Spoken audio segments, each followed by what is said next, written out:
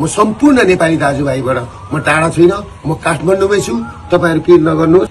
नमस्ते सम्पूर्ण नेपाली दाजुभाइ तथा दिदीबहिनीहरुमा हार्दिक नमस्कार गर्दछु। पुनः अस्ति चैत्र 15 गतेको जुन जनविद्रोह घोषणा कार्यक्रम थियो, हामी जनविद्रोह घोषणा कार्यक्रम शान्ति तरिकाले गर्न जाँदै गर्दाखेरि त्यहाँ मलाई मार्ने ठूलो योजना रहेछ र राज्यले गरेको आतंक, बर्बर आतंक, जो लघु वित्त पीड़ित थिए, सहकारी पीड़ित थिए, बैंक पीड़ित थिए र विदेश जाने परिवारका पीड़ितहरू थिए, सबैको हालत कस्तो थियो नेपालमा राज संस्था गएर हिन्दू राज्य गएपछि नेपालीहरूको हालत के भयो, त्यही आवाजलाई हामीले उठाएर बुलन्द गर्दै हामीले अघि बढाइसकेपछि अब हामीले लडाई जित्छौं, नेपाली नागरिकले लडाई जित्छ, जनविद्रोह सफल हुन्छ भनेर चैत 15 गते बिहानैदेखि विभिन्न वेशभूषामा युवा संघका केही व्यक्तिहरू र पुलिस प्रशासनका केही व्यक्तिहरू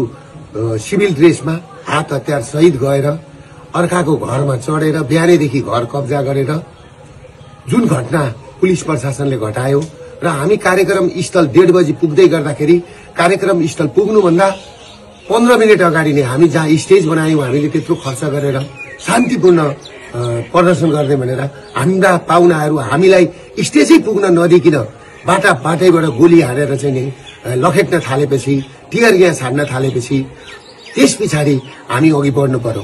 म किन अघि बढेको भने सम्पूर्ण प्रहरी जवानलाई लागेको होला। म प्रहरीलाई जति माया गर्ने मान्छे म कोही छैन र दिन दुखीलाई माया गर्ने मान्छे म जतिको कोही छैन। प्रहरीलाई लाग्यो होला दुर्गा प्रसादले पेलो भनेर, तर मैले त्यहाँ पुग्दाखेरि के सुरागी पाएँ भन्दाखेरि त्यहाँ माथि छतमा साफ सुतरहरू बसेर मलाई टार्गेट बनाएको भन्ने मैले बुझिसकेको थिएँ। र अर्को कुरो के थियो भन्दाखेरि मेरो कानको छेउबाट गोली गयो तिनकुनेमा पुग्दाखेरि, मेन ठाउँमा पुग्दाखेरि, स्टेजको छेउमा पुग्दा र म त्यस पछाडि मैले कुरो बुझिसकेपछि मेरो कानको छेउबाट गोली पनि गयो। फेरि अर्को कुरा के भन्दाखेरि तपाईहरुको मेरै गाडीमा आएर टियर ग्यास खसिसकेपछि त्यस पछाडि म उत्रेर मेरो ड्राइभरलाई निकालेर म आफै गाडी चलाएर यिनीहरूले मलाई मार्दै रहेछन् र यिनीहरूले मलाई कि त थुन्नु पर्यो, गुन्जालो जो पेरुको गुन्जालो बनाउने, या त बनाएर मलाई कि त थुन्नु पर्यो कि त मार्ने षड्यन्त्र गरेको मैले बुझिसकेपछि मेरो अन्त काहीँ उपाय नभएर म पुलिसको ब्यारिकेड तोडेर सुरक्षित स्तरतिर म पुगेको थिएँ र म पुगेको हुँ र मैले पुलिसलाई चित्त दुखाउने काम मैले गरेका छैन। आम सर्वसाधारणलाई म के भन्छु भने तपाईहरुले देख्नु भएको छ राज्य आतंक कसरी अघि बढिरहेछ। किनभने माओवादीको उसमा चाहिँ 3000 जति मान्छे आए अनि मान्छे आएनन् भनेर हाम्रा मान्छे बढी हुन्छन्। काठमाडौँमा हाम्रो त्यो दिन मान्छे 5 लाख मान्छे उत्रिदै थिए। हाम्रो कलंकीको मास आउन दिएन, हाम्रो गौशालाको मास आउन दिएन, हाम्रो बसपाको मास आउन दिएन। सबै जुलुसलाई बाटोमै रोकेर सुरुमै कार्यक्रम स्थल हामी पुग्नुभन्दा 15 मिनेट अगाडिदेखि नै रणभूमि जस्तो बनाएको थियो। त्यसले गर्दाखेरि कुन नेपाली दाजुभाइ दिदीबहिनीहरूको आँखाबाट आँसु झर्दैन, कसको ब्लड खुन ताप्दैन। त्यसले गर्दाखेरि म आफू सुरक्षित हुन सुरक्षाकर्मीको घेरा तोडेर भित्र पसेको सुरक्षाकर्मीलाई म के भन्न चाहन्छु भने तपाईहरु प्रति मेरो कुनै लक्षित दुश्मनी होइन, तपाईहरु राज्यको संयन्त्र हो। तपाईहरुलाई पर्न गएको चोटमा म क्षमा चाहन्छु।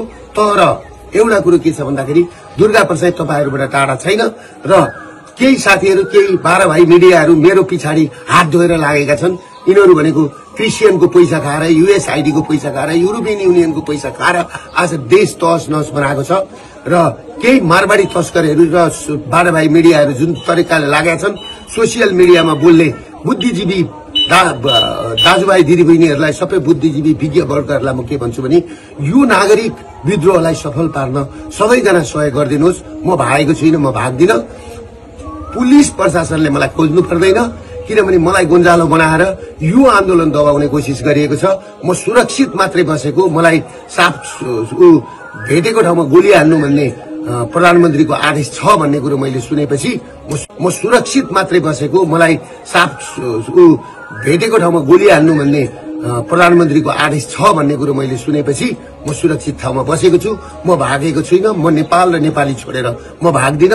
म भाग्नलाई जन्मेको होइन, म झुक्नलाई जन्मेको होइन, बरु म मर्छु तर तपाईहरुको अगाडि मर्छु। त्यसले गर्दाखेरि तपाईहरु के बुझ्दिनुस् भने सम्पूर्ण नेपाली नागरिकलाई त्यो घटना कसरी भएको छ, पत्रकारलाई आगो कसरी लगाइएको छ, त्यो घर माथि कसरी बिहानैदेखि गएर चाहिँ पुलिस र सुरक्षाकर्मीहरू चढेका छन्। र अर्को कुरो के छ भने हाम्रो अभियानले म फिल्ड कमान्डर, म कमान्डर हुँदै हुँदाखेरि मेरो मुखबाट सुन्नुभयो तपाईहरुले चाहिँ नि सुनेको छ, फलानो आगो लगा, फलानो घर आगो लगा, गोली हान भनेर मैले त्यहाँ भनेको छु। गोली एयरपोर्ट कब्जा गरौं, संसद भवन कब्जा गरौं, मान्छेका घरमा आगो लगाउने, तोडफोड गर्ने काम नगर साथीभाइ हो भनेर मैले भनेको छु। तर जुन घटना भएको छ त्यो घटनाप्रति म दुःख व्यक्त गर्दछु र जुन मान्छेहरू जुन 5 जना मरेको खबर आएको छ, अहिले 2 जना मात्रै देखाएको छ, 1 जना पत्रकार भाइप्रति हार्दिक श्रद्धाञ्जली व्यक्त गर्न चाहन्छु र अर्को हाम्रो महर्जन भाइप्रति हार्दिक श्रद्धाञ्जली व्यक्त गर्न चाहन्छु र अरु 5 जनाको पनि तुरुन्त यिनीहरूले चाहिँ सार्वजनिक गरून्। त्यो भन्दै म सम्पूर्ण नेपाली दाजुभाइबाट म टाढा छैन, म काठमाडौँमै छु। तपाईहरु पिर नगर्नुहोस्, म काठमाडौँमै कुनै एउटा मन्दिरमा बसेको छु, म सुरक्षित छु।